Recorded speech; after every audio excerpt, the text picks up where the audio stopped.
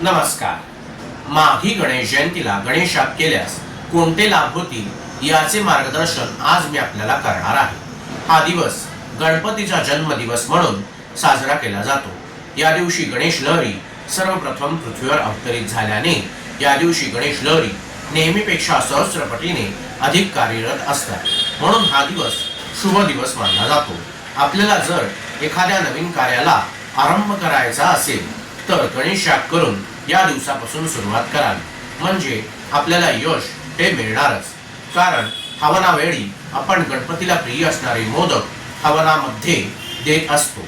म्हणून गणपतीची कृपा आपल्यावर सतत राहते. गणपती हा विघ्नहर्ता आहे, त्यामुळे आपल्या कामांमध्ये सतत अडचणी येत असतील, अडथळे येत असतील तर गणेशात केल्यास ते दूर होतील. गणेशात केल्यामुळे माणसाचे आरोग्य हे चांगले राहते, तसेच वातावरण शुद्धी होते, मानसिक ताणतणाव कमी होतात. आपल्या घरामध्ये वास्तुदोष असेल तर गणेशात केल्यास तो दूर होतो.